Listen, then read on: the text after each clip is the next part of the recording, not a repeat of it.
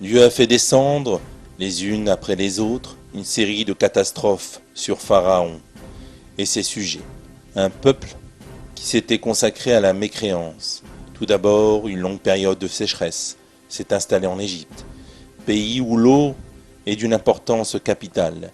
Les produits agricoles se faisaient de plus en plus rares et la famine s'ensuivit. Les malheurs survenaient partout dans le pays. Malgré cela, Pharaon et ses sujets persistaient dans leurs pratiques perverses et polythéistes.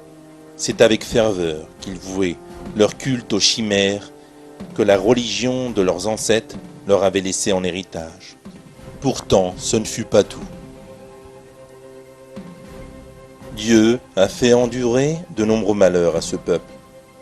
Il a fait suivre la sécheresse par d'importantes pluies torrentielles, telles qu'on n'en avait jamais vues en Égypte auparavant. Les champs et les récoltes ont été détruits par les sauterelles et les insectes. Ceux-ci recouvraient les villes comme des nuages noirs. Chaque ville d'Égypte était envahie par des grenouilles. Elles étaient partout, dans les maisons et dans les rues. L'eau provenant du Nil et des puits est devenue rouge sang. La population égyptienne était désormais tourmentée par la soif. En dépit de tout cela, ils s'obstinaient à refuser de croire en Dieu, tandis que ces tourments se succédaient. Pharaon et son entourage ont tenté de tromper le prophète Moïse par une ruse qui était vouée à l'échec.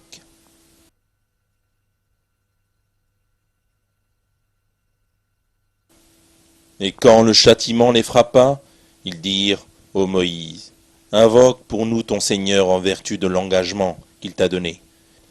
Si tu éloignes de nous le châtiment, nous croirons certes en toi et laisserons partir avec toi les enfants d'Israël. Et quand nous eûmes éloigné d'eux le châtiment jusqu'au terme fixé qu'ils devaient atteindre, voilà qu'ils violèrent leur engagement. »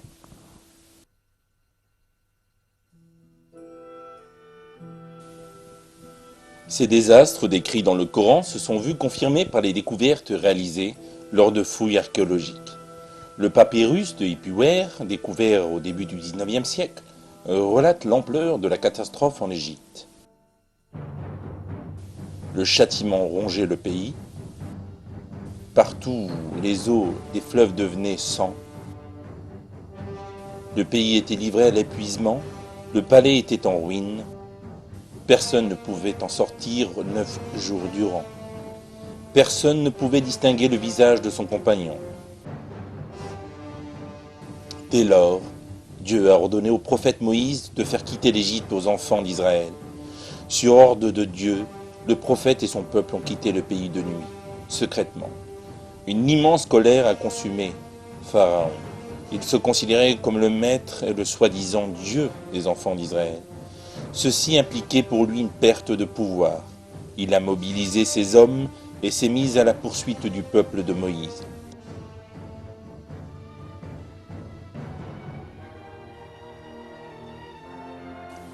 Dans leur fuite, les enfants d'Israël sont arrivés devant la mer. Pharaon et ses troupes s'approchaient de plus en plus jusqu'à presque rejoindre les enfants d'Israël. N'ayant aucune possibilité de leur échapper, panique et désespoir se sont tempérés du peuple de Moïse. Fidèle à Dieu, ce digne prophète lui était entièrement soumis et ne plaçait sa confiance qu'en lui.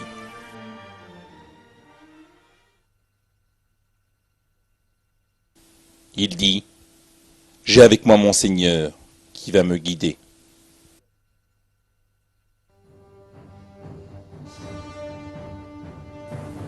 Comme il est décrit au verset 63 de la 26e sourate, Dieu a révélé à Moïse de frapper la mer de son bâton, ce qu'il a fait aussitôt. Par miracle, Dieu a fendu la mer en frayant un chemin au milieu pour sauver les enfants d'Israël.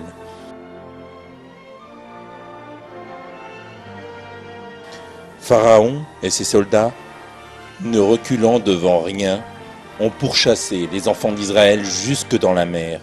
Cependant, les eaux se sont refermées soudainement sur eux, laissant les enfants d'Israël indemnes. Pharaon et son armée ont péri noyés jusqu'au dernier. Pharaon a essayé dans ces derniers instants de se repentir, en vain. C'est ainsi que Dieu relate ces faits.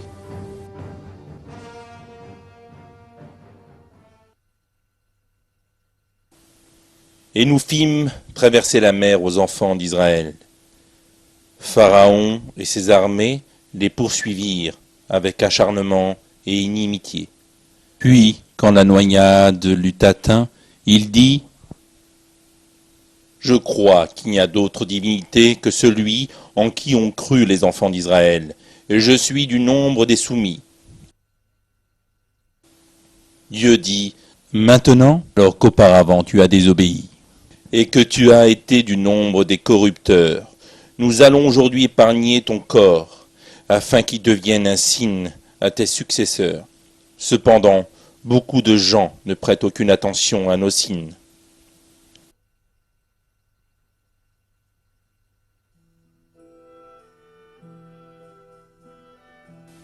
Les scientifiques ont pendant longtemps fait des recherches pour savoir de quelle manière l'ouverture de la mer Rouge, telle qu'elle a été décrite dans le Coran et la Torah, a pu se produire.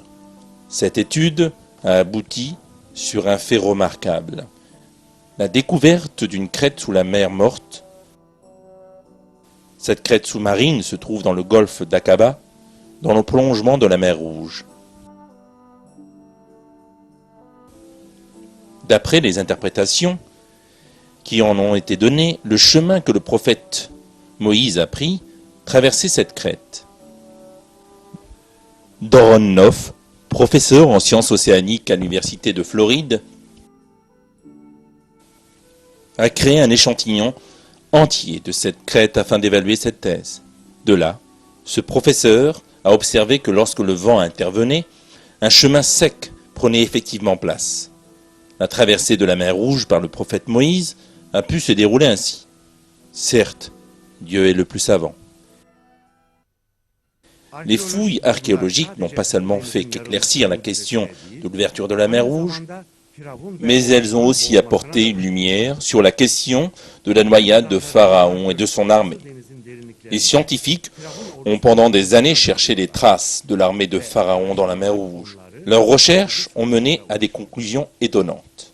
Ces images ont été prises dans le golfe de Aqaba, qui relie la péninsule de Sinaï à l'Arabie Saoudite. Cette surface de sable fait penser à la crête dans la mer. Cependant, ce qui est important, ce sont les algues marines ici et là. Les algues marines ont besoin d'être plantées sur une base solide afin de survivre. Plus important encore, ces algues prennent la même forme que celle des matériaux auxquels elles sont rattachées, même si ceux-ci venaient à disparaître par la suite. Les algues marines découvertes par les scientifiques avaient des caractéristiques différentes. Il n'y avait dans les alentours ni rochers ni pierres. Ces algues avaient une ressemblance avec les roues des chariots de l'armée de Pharaon. Mais plus la recherche continuait, plus étonnantes encore étaient les découvertes. Une roue de chariot en bronze trouvée dans le sable. Cette roue de chariot appartenait vraisemblablement à l'armée de Pharaon qui s'est noyée